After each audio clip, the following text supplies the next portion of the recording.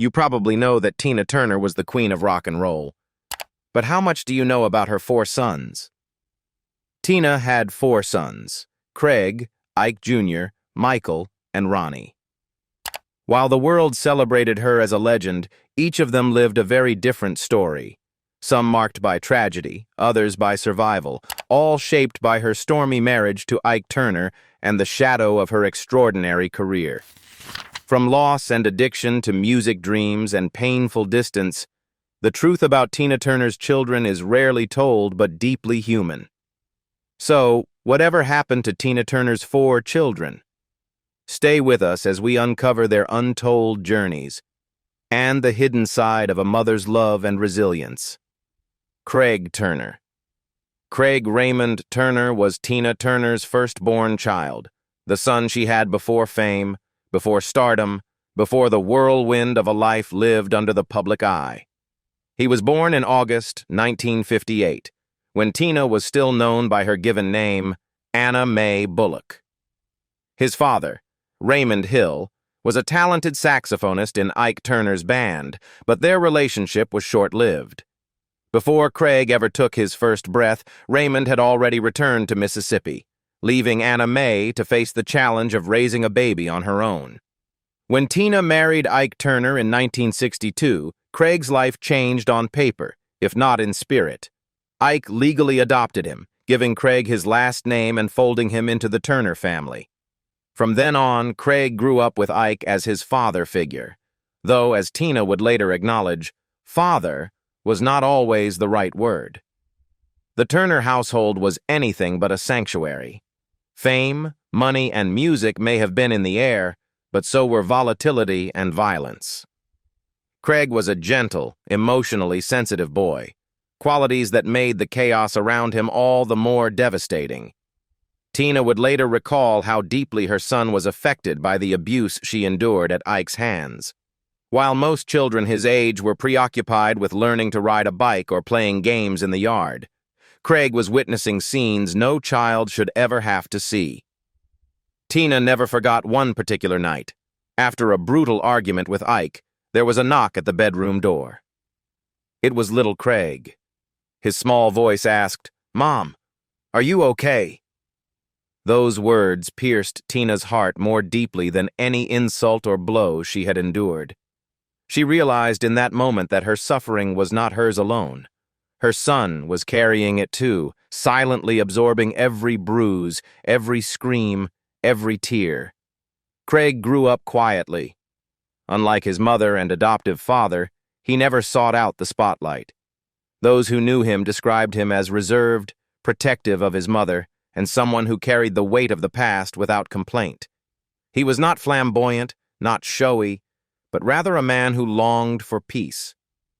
When Tina finally escaped her marriage to Ike in 1976, Craig was a teenager, standing at the threshold of adulthood. Instead of pursuing music, he took another path entirely. He enlisted in the United States Navy, searching for structure, for a fresh start, and perhaps for a kind of discipline and safety he had never known at home. After his military service, Craig quietly built a new life in Los Angeles. He worked as a real estate agent, far removed from the stage lights that had defined his parents' world. It wasn't glamorous, but it was steady. For Craig, that steadiness was its own form of success. He valued stability, a sense of control, and the dignity of living life on his own terms. Meanwhile, Tina's star rose higher and higher. She transformed herself into a global icon, adored by millions. But through all the accolades and applause, she carried concern for Craig. She often spoke candidly about the emotional scars her eldest son carried. Though he rarely spoke of them himself, Tina sensed the shadows that followed him from childhood into adulthood, wounds too deep and too silent to heal easily. She loved him fiercely, but like so many mothers, she admitted she didn't always know how to reach him. No matter how close they were, there was always a part of Craig that remained locked away, shaped by the chaos of his earliest years and the pain he had shouldered too soon. By the late 2000s, it seemed as if Craig Raymond Turner had finally found his place in the world. After years of carrying invisible scars from a turbulent childhood, he had begun to shape a life that looked hopeful and steady. He had just started a new job at a respected real estate firm in Los Angeles, one that promised stability and recognition for his hard work. More than that, he had met someone special, a woman who, in his words, made him feel emotions he had never experienced before. For Tina, this was a moment of joy and relief. Her eldest son, the one she had worried about for decades, suddenly sounded alive with possibility. During their conversations, she could hear a new energy in his voice. Craig was excited to introduce his new girlfriend to his mother on his upcoming birthday. He told her he had never loved anyone like this before, and Tina believed him. For the first time in years, she allowed herself to hope that Craig was stepping into a new chapter, one filled with love, stability, and a peace he had long deserved. That's why what happened next was incomprehensible. On July 3, 2018, Craig Turner was found dead in his Studio City home in Los Angeles. He had taken his own life with a self-inflicted gunshot wound. He was 59 years old. The news stunned those closest to him. To Tina, it was a blow that cut deeper than words could capture. She had been preparing to meet his girlfriend, to celebrate his birthday, to witness what looked like the dawn of happiness in his son's life. Instead, she was left with grief, confusion, and questions that would never be answered. In later interviews, Tina admitted she hadn't seen it coming. Their final phone calls had carried a different tone, but she hadn't recognized the signs at the time. Only afterward, looking back, did the pieces shift into place. In their last conversation, Craig had told her, "I just wanted to hear your voice," and that laugh. It was something he had never said before. At the time, it struck her as tender, even sweet. But after his death, Tina realized those words were his quiet goodbye. In her grief, Tina gathered close family and friends and traveled to the coast of California. There, standing on a boat in the Pacific Ocean, she scattered her son's ashes into the waves. The ocean swallowed them gently, carrying him into a silence she could never reach. Tina called it the saddest moment of her life as a mother. Watching the water carry away her firstborn child was a pain that fame, fortune, and even time itself could never erase. Craig was nearly 60 when he died, but to Tina he was still her baby, the sensitive little boy who once knocked on a door after a violent night and asked softly, "Mom, are you okay?" His compassion had marked him even as a child, and now his absence marked her forever. His death was more than a personal loss. It was a wound that never fully healed, a reminder that even the deepest love cannot always quiet the echoes of childhood pain. Craig's story is not only a tragedy, it is also a call for compassion, a reminder of the invisible burdens people carry, even those who seem strong, stable, or outwardly content. It urges us to check in with those we love, to listen more closely, and to never underestimate the power of a kind word or a thoughtful question. As the world reflects on Tina Turner's monumental legacy, it is important to also remember Craig Raymond Turner. Not for how he died, but for how he lived, for the tender heart he carried, for the love he gave quietly, and for the reminder that even in silence, love can be profound. Ronnie Turner. Ronald Ronnie Turner was the only biological child born to both Tina and Ike Turner together. He arrived in 1960, right as his parents' careers were exploding. At the time of his birth, Tina and Ike were not just rising musicians. They were becoming one of the most talked-about power duos in the music world, dominating stages with a blend of raw talent and electrifying energy. Ronnie entered life in the center of that whirlwind, a child born into a family where music and fame were as constant as air. Unlike his older brothers, whose childhoods were marked by instability and the absence of privilege, Ronnie grew up with more comfort. He was enrolled in private schools, dressed in designer clothes, and received allowances that gave him the kind of lifestyle Tina once said had everything a child could want. Outwardly, it appeared Ronnie's life was cushioned by the success of his famous parents. But privilege, Tina came to learn, could not shield a child from the shadows of a turbulent household or the destructive patterns that fame often carried in its wake. From an early age, Ronnie began to display behavior that Tina described as self-destructive. Though she worked tirelessly to keep him on a stable path, her efforts often clashed with the temptations around him. As a young man, Ronnie gravitated toward the wrong influences. By the 1980s, he was caught up in California's drug-fueled party culture, a world that was hard to escape once it pulled someone in. He was very influenced by drugs, Tina admitted candidly in a 1986 interview. Despite the advantages she had fought so hard to give her son, an education, opportunities, material comforts, Ronnie's choices were ultimately his own. Heartbroken, Tina made the painful decision to cut him off financially. It wasn't out of anger, but rather a desperate attempt to shock him into changing course. She later explained that she always kept a string attached to Ronnie, meaning she never severed her connection completely. She still checked on him, made sure he was alive, safe, and had his basic needs met. Sometimes love means letting go while still holding on, she reflected. Time, and perhaps those boundaries, eventually helped Ronnie find his footing. By the 1990s, his life began to stabilize. He stayed out of the headlines, avoided the chaos that once consumed him, and built a more grounded existence. Like both his parents, music ran through his veins. Ronnie became a skilled bass guitarist and poured his energy into performing. He joined a band called Manufactured Funk, showcasing his natural gift for rhythm and stage presence. Though he never achieved the same level of fame as Tina or Ike, he didn't appear to chase it. For Ronnie, music was less about celebrity and more about expression and identity. In 1993, Ronnie stepped briefly into the public spotlight with a small role in What's Love Got to Do with It, the critically acclaimed biopic about his mother's life. His cameo was symbolic, a reminder that he was part of her story, even if his own life remained largely outside the glare of Hollywood and global fame. Ronnie also found love. In March 2007, at the age of 46, he married French singer and media personality Afida Turner. Their relationship was intense, passionate, and at times turbulent, but Afida often spoke warmly of Ronnie.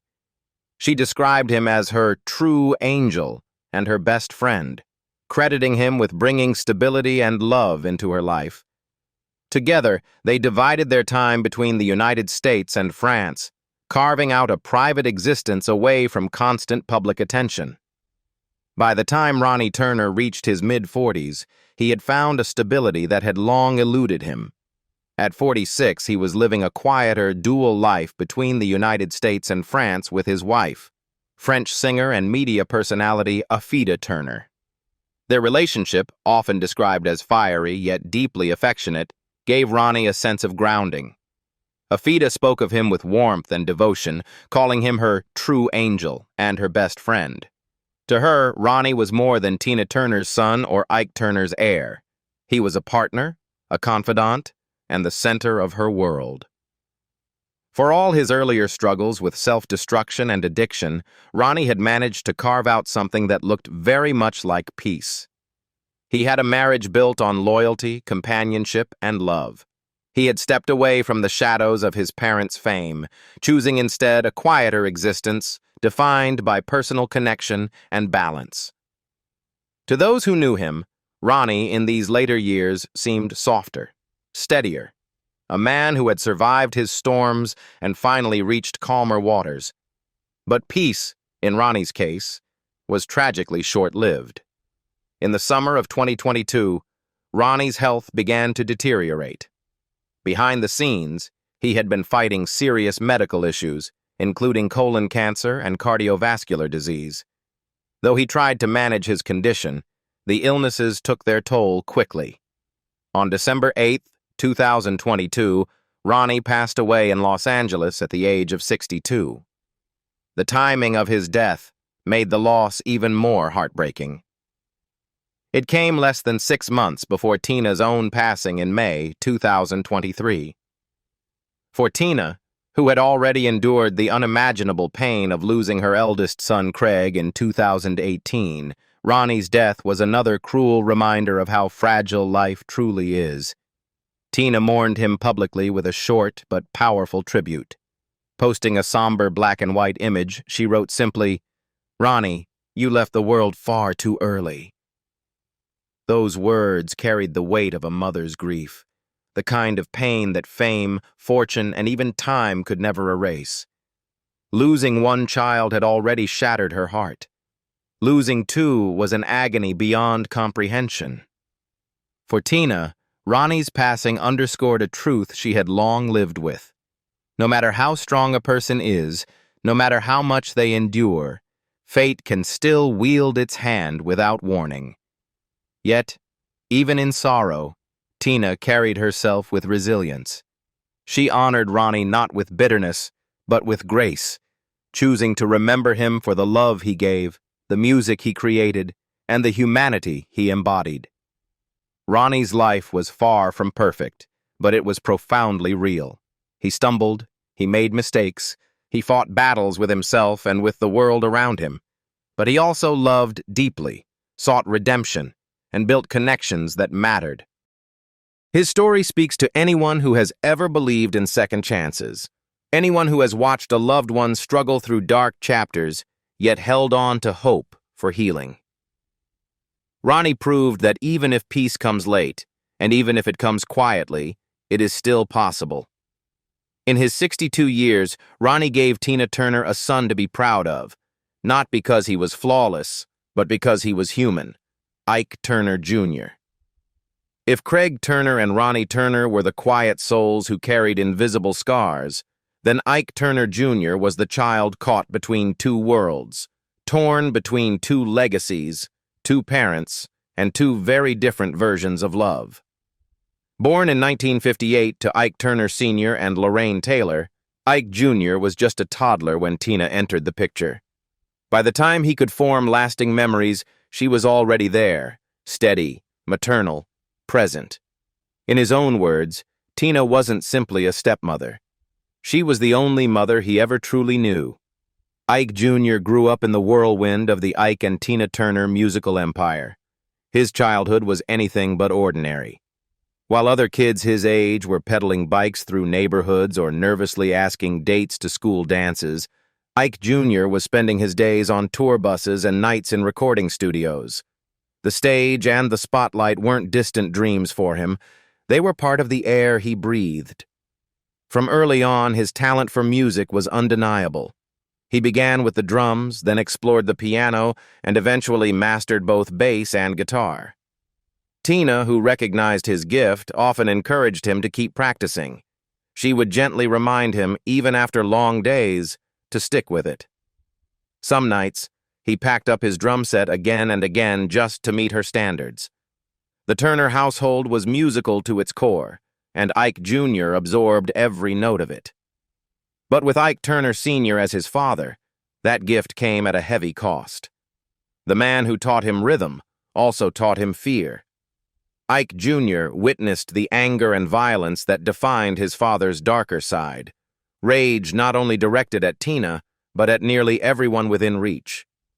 Those lessons of terror cut deep, leaving scars that music alone could not heal. When Tina finally made the courageous choice to leave Ike in 1976, the decision shattered what little stability the family had. For Ike Jr., then a teenager, loyalty became both a burden and a test. He tried to stand by Tina, the woman who had raised him with love and care and even worked as her sound engineer for a time. It was his way of staying connected, of showing her that her sacrifices and kindness had not gone unnoticed. But that choice came at a devastating cost. Ike Turner Sr., furious at what he saw as betrayal, unleashed his anger on his son. According to Ike Jr., his father once beat him with a nickel-plated .45 pistol, a brutal act meant not just to punish, but to send a clear message. loyalty to Tina would not be tolerated. The scars from that night were not just physical, they were emotional, a reminder of the impossible position he had been forced into. That night with his father's pistol didn't just leave Ike Turner Jr. with physical scars, it left deep emotional ones. It became a cruel reminder that in the Turner household, love often came with consequences. Yet despite the violence and the chaos of his upbringing, Ike Jr. never turned his back on music. Instead, he leaned into it, carving out a path for himself apart from both Tina and Ike. Music became his language, his shield, and eventually his livelihood. In 2006, he reached a milestone that would have made any father proud. He won a Grammy for producing and engineering Ike Sr.'s album Risin' with the Blues. For Ike Jr., the award carried a double weight. On one hand, it was a moment of triumph, recognition for his hard work and undeniable talent. On the other, it tethered him to a man whose violence had haunted his childhood. Pride and pain coexisted in that achievement, and perhaps that was the story of his life. In the years that followed, Ike Jr. stayed committed to his craft. He formed a tribute band called The Love Thang and kept producing music, determined to keep creating no matter the circumstances. In 2022, he released a track called Yes to Life with singer Sweet Randy Love, a title that seemed to carry a message of hope, even healing.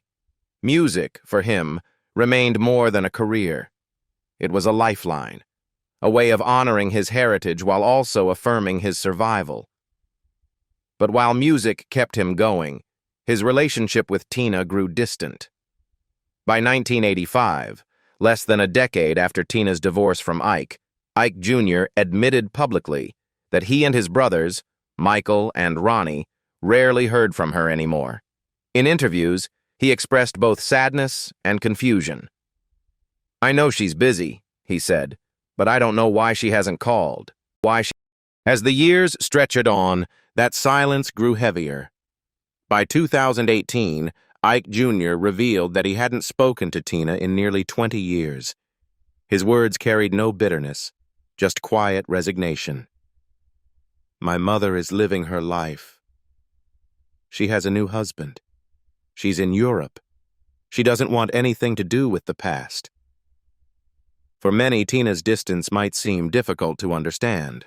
But for her, cutting ties with the past, especially with the painful years bound up in Ike Turner, may have been a necessary act of survival.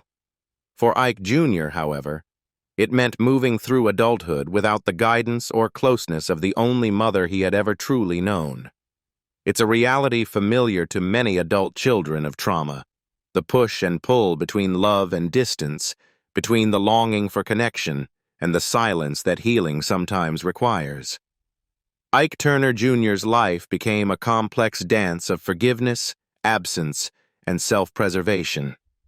He had endured the shadow of his father's violence, the silence of his mother's distance, and the weight of carrying the Turner name. Yet despite it all, he kept moving forward, trying to define himself through music and survival. But just weeks before Tina's death in 2023, his path took a devastating turn. In May of that year, Ike Jr. was arrested for possession of crack cocaine and for attempting to destroy evidence, allegedly by trying to swallow the drugs when confronted by police.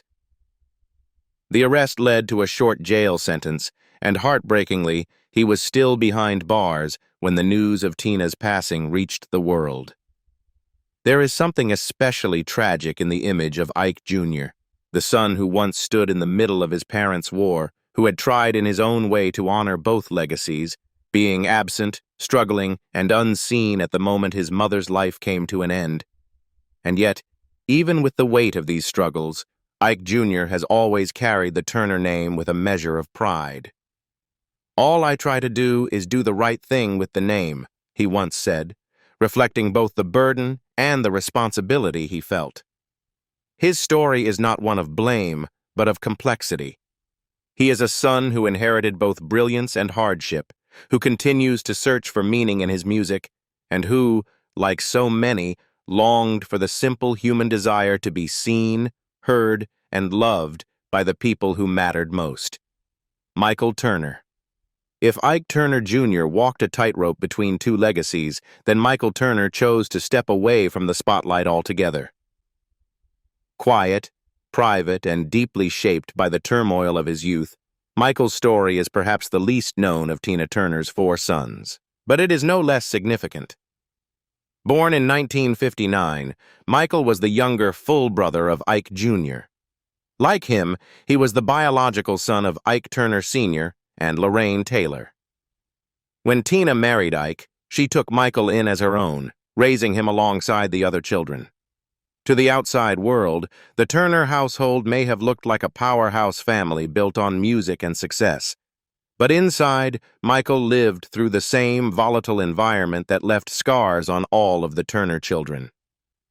Unlike his siblings, Michael never gravitated toward the stage or the studio. Where Ike Jr. embraced the family's musical roots, Michael withdrew. He avoided interviews, publicity, and the music industry altogether. To many, it seemed as though he deliberately distanced himself from the Turner name and everything that came with it, both the glory and the chaos. But silence does not mean peace. As a teenager, Michael was deeply affected by the violence in his parents' home. He watched the same cycle of rage, fear, and survival that Craig and Ike Jr. endured. And when Tina finally left Ike in 1976, the family was torn apart. For Michael, that separation wasn't just emotional, it was destabilizing. Years later, Ike Jr. recalled how heavily Michael took the divorce. "Michael wanted my mother and father to get back together," he said. "And the next thing I knew, he was in the hospital." That short, haunting memory spoke volumes. It wasn't just disappointment Michael was experiencing, it was collapse. Already fragile, he struggled to cope when the family unit he clung to dissolved. As an adult, Michael retreated even further into the background. He chose not to follow the musical path of his parents or brothers, and instead lived a quiet life, mostly away from public view. Reports suggest that he battled addiction in his later years, though he rarely spoke publicly about it, keeping his struggles in the same silence that had defined much of his life. In one of the few times he spoke publicly, Michael Turner admitted something that revealed both his isolation and his quiet understanding of family. He said he knew his family, Tina included, would help him if he ever reached out. "I know in my heart if I called Tina or my father right now, they would come and help me," he confessed. "But I just can't do it." Those words pointed to a deep emotional wall, one not built on pride but on something more fragile. Perhaps shame, perhaps fear, or perhaps a fierce need to live life on his own terms, no matter the cost. Michael never spoke unkindly about Tina. On the contrary, he praised her, saying she had been good to him. But he also made clear that he could not live under anyone's authority. "I can't live with anybody. I got to be free to do what I want to do," he explained. That freedom, however, carried a heavy price. Over the years, Michael's health began to fail. According to his brother, Ike Jr., Michael suffered multiple strokes and seizures that eventually left him wheelchair-bound and in need of round-the-clock care. In his later years, he lived quietly in a convalescent home in Southern California. Though Tina never visited him in person during that time, she did not abandon him. From afar, she made sure he had what he needed, quietly providing financial support for his medical care. It was her way of continuing to mother him, even if distance and circumstance kept them apart. Michael's story is a sobering reminder that not all pain is visible, and not every life finds redemption or fame. Sometimes the greatest act of strength is simply surviving the aftermath of trauma, surviving in the silence between headlines. And sometimes, love is not a grand gesture played out in public. Sometimes, it is quiet, steady support given behind the scenes, unseen by the world. For Michael, that made all the difference. Tina Turner's journey as a mother was marked by heartbreak, silence, distance, and an enduring, unshakable love. Through Craig's quiet suffering, Ike Jr.'s search for identity, Michael's retreat into the shadows, and Ronnie's long fight for redemption, her story reveals more than the legacy of a music icon. It shows a woman who, despite her own wounds, tried to love her children the best way she knew how, through the wreckage of a painful past. She was not perfect. No mother is. But behind the commanding voice and the public image of strength was a mother who carried grief, who never stopped hoping, and who continued to give, even when her children drifted beyond her reach. Some she lost, some she could not save, but she never truly let go. For every parent who has endured loss or stood at a distance as their children forged their own paths, Tina's story is a reflection. It reminds us that love can outlast presence, and that the bond between parent and child remains, sometimes in silence, sometimes in sorrow, but always alive. Tina Turner's legacy will always shine on stage, but the stories of her 4 children remind us of the private battles that fame can never erase. From Craig's quiet pain to Ronnie's fight for peace, from Ike Jr.'s struggle for identity to Michael's retreat from the world, each carried a piece of her history and her heart. Which of their stories touched you the most? Let us know in the comments below, and don't forget to like this video and subscribe for more untold stories behind Hollywood's biggest icons. See you in the next video.